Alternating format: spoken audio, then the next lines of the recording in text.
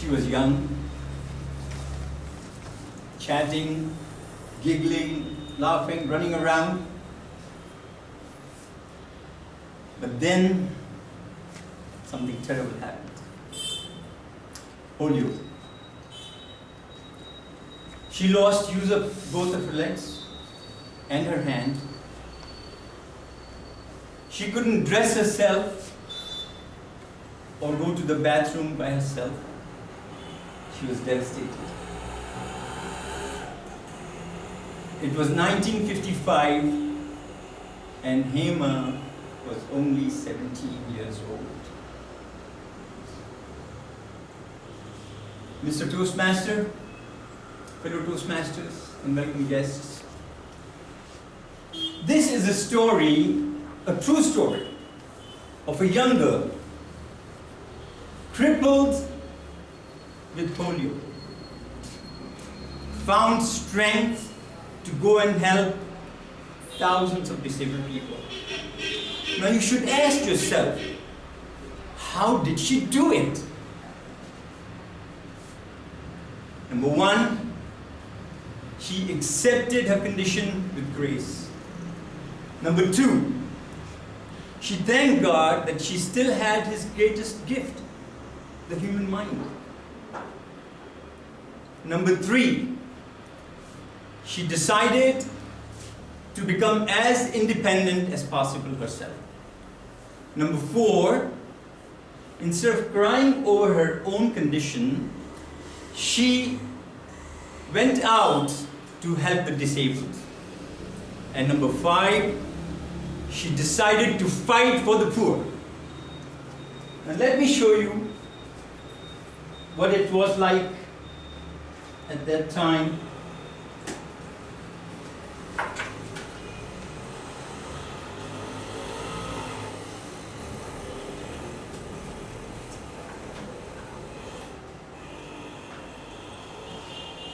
Then, in order to be able to help the poor, she founded in 1959 Association of People with Disabilities. Now you might think, then when she goes out to help the poor, they would welcome her and say, thank you for helping us. Well, think again, it didn't happen that way. They rejected her. They would not trust her. And wouldn't you think it would be all right if she says, and I would probably say that, you don't want my help, what can I do? And that would be the end of everything. Right? She didn't do that. Not Hema. She kept going back until the first person accepted her help. And when this person became independent, let's see how ingenious. She uses this person to talk to the next person. She uses her mother to talk to the mother. She uses her father to talk to the father. And then she demands that they pay as much as they can. Now, why would you ask a poor person to come on, pay?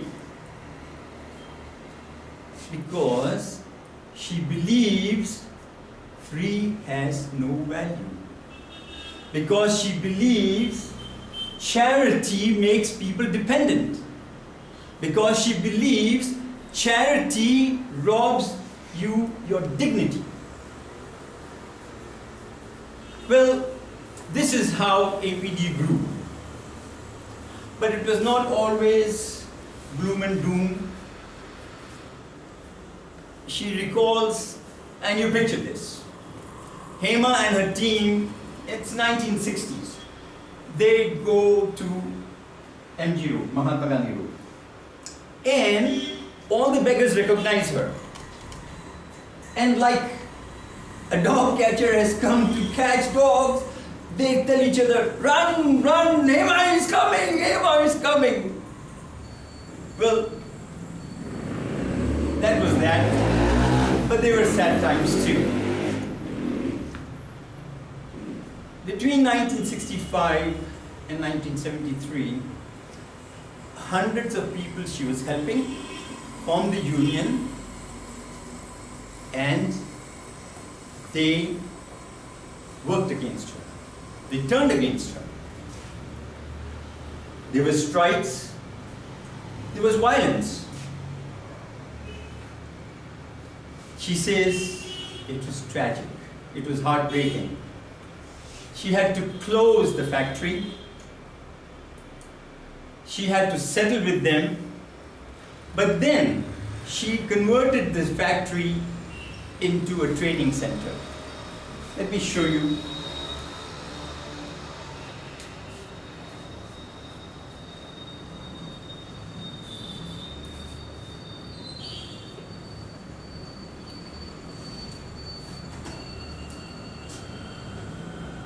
It's a small picture. This is Hema opening the second machine shop in 1978.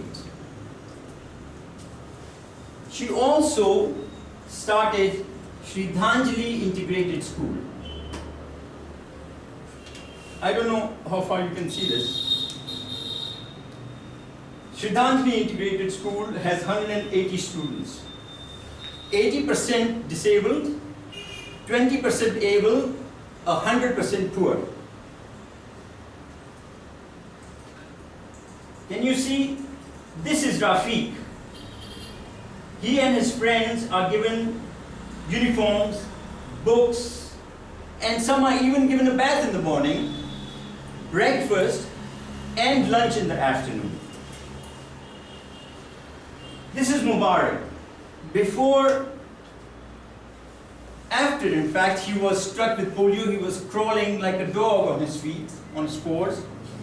Now he stands tall and proud, and he's happy. And what you see behind here is the children's dining room. This is Ismail, a very bright and cheerful boy. His knees are deformed. He needs surgery. With your help, he too can stand tall. This guy, his name is Vijay. His hands and legs, they're all deformed, but he's an extraordinary student. Now, look at this girl here with her eyes closed. I don't know if you can see it. She is Muttama. Let me show you. She has a condition that makes it very hard for her to keep her eyes open. But don't let it fool you. She's an extraordinary student. Look, ma, no hands. Look carefully. Love Sang has no hands. From here down, no hands at all. And he learned to ride this big bike all by himself without training wheels. Disabled, but amazing children. This last May 19th, 2009, we celebrated 50 years of Hema's service to our country. Now, I know it's a project, but I'm still talking to you. Don't you think she deserves our help in her noble work? Do I hear a yes? Yes. Do I hear a resounding yes? Yes. Thank you. You see, I'm a volunteer for APD. And I firmly believe our fate and our future is inseparably bound together as Indians. And, like a great man said, if not now, when? If not us, who? If not together, how? Are you willing to help APD? Do I hear the yes again? Yes. Thank you very much. But it's very easy. Let me tell you how. Under Section 80G, you could actually donate your taxes to APD, so it doesn't come out of your pocket, it comes out of the pocket of the government. So be generous with the government's money and help your poor, innocent disabled children. Will you help? Yes. Thank you very much. And I'll give you later on some slips that will show you how you can help. Back to you.